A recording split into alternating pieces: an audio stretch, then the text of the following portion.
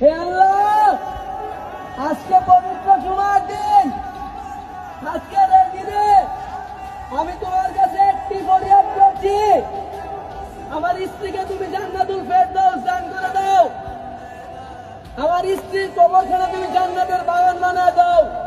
হে আল্লাহ, আমার স্ত্রীর প্রতি তুমি ভালোবাসা বাড়ায় দাও, যতটা ভালোবাসতে আল্লাহ কাল জান্নাতে যাওয়ার সময় তোমার কাছে আমি আমার স্ত্রীকে চেয়ে নিতে পারবো। হে আল্লাহ, পরকালে তুমি আমার স্ত্রীকে আমার জন্য রেখে দাও। হে আল্লাহ, পরকালে যেন আমি আমার স্ত্রীকে জীবন সঙ্গী হিসাবে পাই, সেই ফয়সালা তুমি করে দাও। হে আল্লাহ, তোমার কাছে আমি বড় বড় একটি জিনিসই চাই, তুমি আমার স্ত্রীকে বড় বড় জান্নাত দান করে দাও, জান্নাতের উচ্চ মুকাম দান করে দাও।